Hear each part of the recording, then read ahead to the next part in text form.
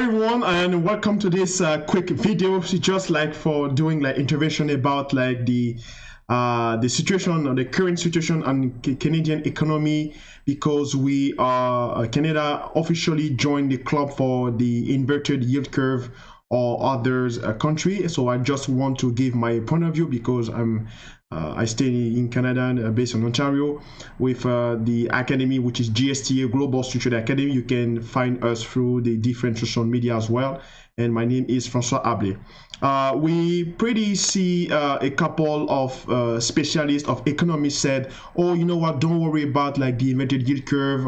It's just like inverted like for the short-term period. We might have to consider for the long-term period.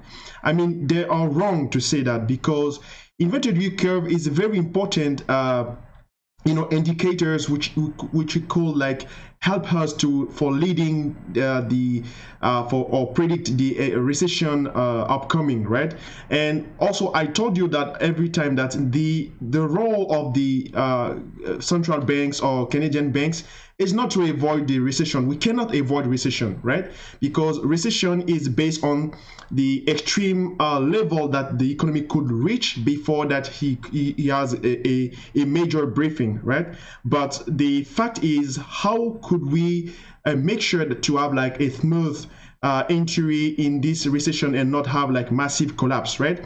So that's why I want to say to you guys, if you follow me since like others intervention for the financial video, you must have to take you must carefully see the inverted yield curve as a major sign for the potential upcoming recession, because as you see, the last time we saw the GDP figures, which is one of the biggest macroeconomic data after the CPI, that Canada has they score a 0% of growth, right?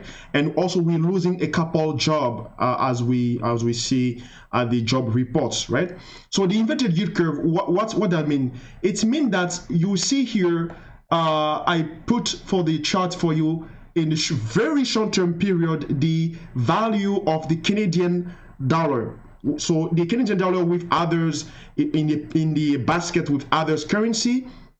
So with dollar, yen, euro, you see here in the chart that it's very flat, right? It's very flat, and also the spread between the bond, the yield bond for the very short-term period at the 3 month, between 3 months and the 2 years, is up than the 2 years between the spread 2 years and 10 years. What does it mean exactly? It means exactly that people are more confident to borrow money in a very short-term period instead long-term period, because they're worried about the shape of the economy, right? So if in example, you just come to see, you're going to see the bank, and the bank, you ask for the banks that you want to borrow money for a sum of project, and the bank said, I don't want give you money just for 1 year. I prefer giving for the 3 months.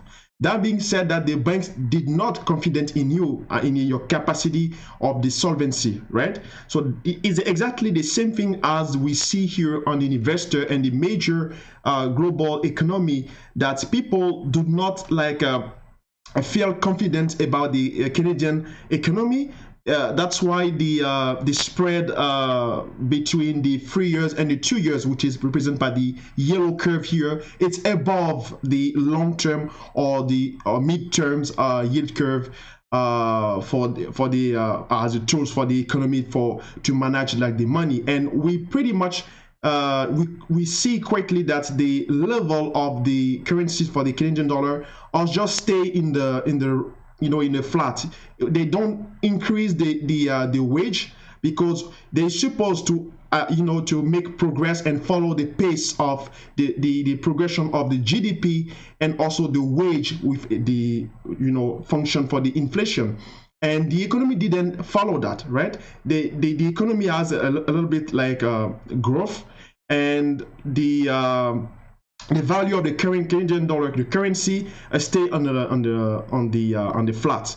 So what does mean that people could feeling like not very rich, so they cannot spend money, and they don't want like going to borrow money either, right? Because they felt that they worked a lot, but the cost of the life also increased, but the wage stayed flat. And they said, oh, we create a job to hire more people, but it's a minimum wage of a job, right? So that's why this sign of like this major gap between the potential productivity and the real productivity of the economy starting to be on the highest point, right? So that's why we do see an inversion of the yield curve, and economically is one of major sign of a recession. I don't want to make scary to you, but you have to take like in the highest consideration as much as possible, and doing your job to protect if you have a fixed income in the banks, it's probably the best time to reduce the size of the fixed income and get rid of the money, because if we're doing actualization of the money that you invest, if we go into the recession and the bank didn't like make some like a bigger tools to counter and make sure that we do have the smooth a smooth landing for this recession upcoming, you probably pay for the next period, you probably pay money to get rid of for the money on the banks, and so you lose money in fact, right?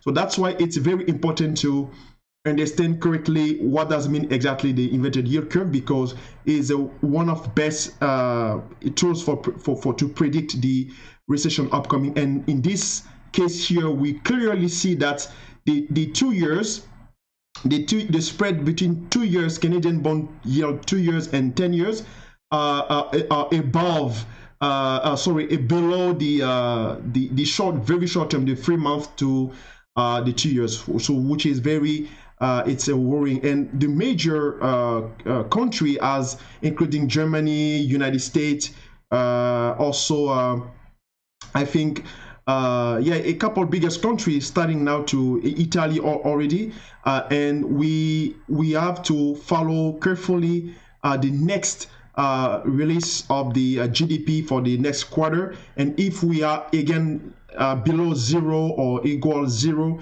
that being said, that officially we'll be probably in the recession in Canada. But it depends how what's the impact, potential impact that the market will follow, as do we see that the currency did not follow correctly the pace of the growth, and the central banks could not intervene right now to say, oh, you know what, I will increase the rate interest, because if they're doing that, most of investors of fixed income will just get rid of the money and do have the massive sell-off of the bonds, because they not have to keep money which is cost them highest, and they don't feel good and feel confident about the futures of our economy. So thank you so much for watching this video. It was just my point of view about that. So if you like it, please put the massive thumbs up and share this video, and we'll talk to you soon. Bye bye.